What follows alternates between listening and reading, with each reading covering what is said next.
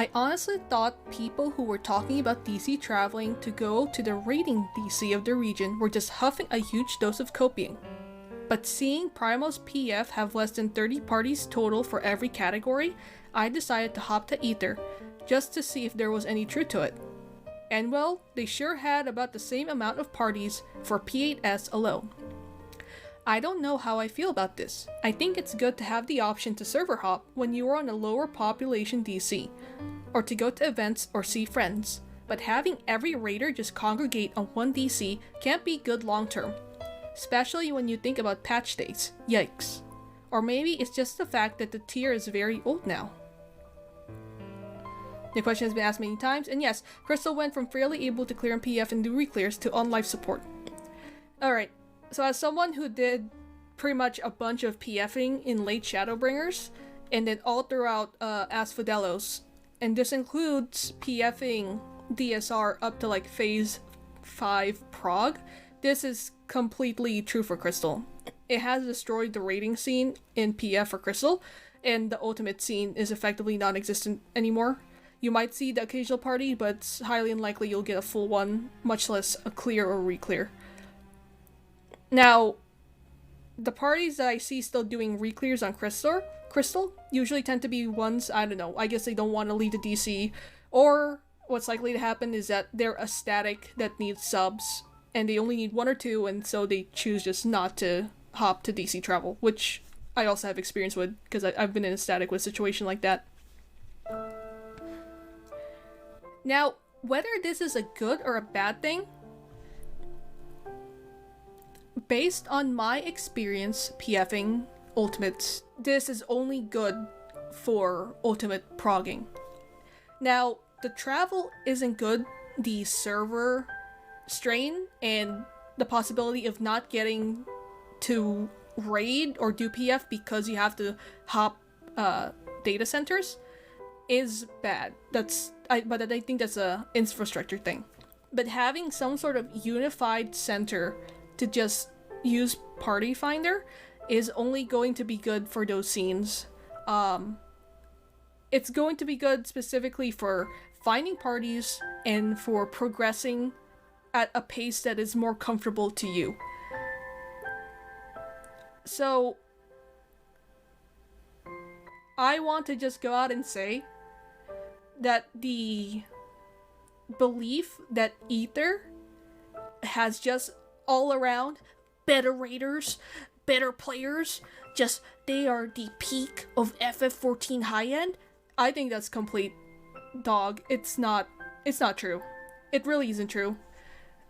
Crystal has probably a very skilled high-end population in a very small dose, and they are concentrated and they know each other and they are probably in statics and didn't go out into Party Finder because the general population of Crystal probably doesn't raid, and thus cliques were formed, niches were formed, groups were formed, and they ran with each other. They did high-end content. They rank well, whether it's speeds or colors. They did well. It's just that they weren't out in Party Finder doing it, and there wasn't as many of them, so it doesn't stand out.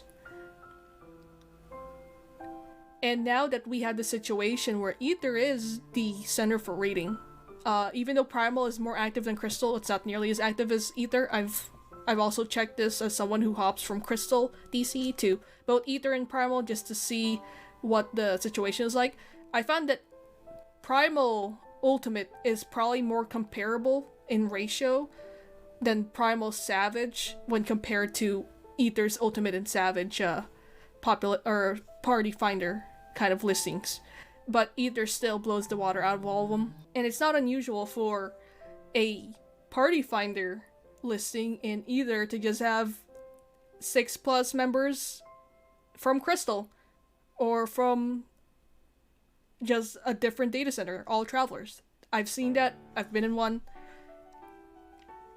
Now, as a progressor, what this means for you as someone who wants to progress is that you have choice. My experience in Crystal Party Finder is that when I was doing UWU and UCOB, one, UCOB had a very small population on Crystal for using Party Finder. And T was just not even an option unless you knew people. And at the time that I was still doing like UWU and UCOB and PF, I didn't know enough people to do that for me. I would have to have gone for a static on Crystal to be able to do that.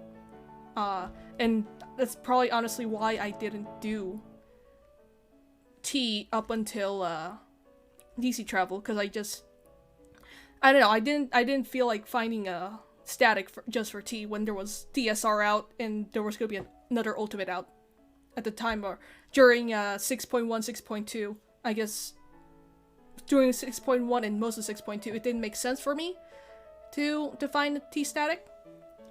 But when you're doing Party Finder, you can choose to stay in that party for as long as you want, as long as you can tell, or at least for as long as you can tell that the people there are respecting your time and respecting the fight or know the mechanics. Like you have the onus of judging how your party is doing and whether you stay or not. And if you feel that they are going to waste your time, or if perhaps the party leader and other people feel like you're wasting their time, they can choose to, stop. You can choose to stop. And I think that's a pretty powerful privilege for someone who doesn't do statics. Now, I will acquiesce that there is a downside to this, in that it does remove kind of that culture to a DC's Party Finder.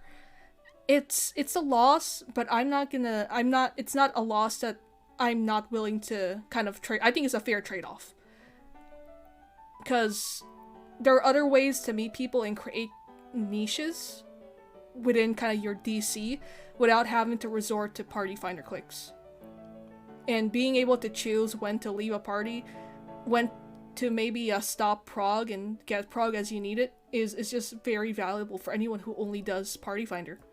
Overall, it's a better situation for raiders. I don't think I will disagree with anyone who thinks that it's not better for someone who just wants to solo on their own time and with a bit more power and a bit more option to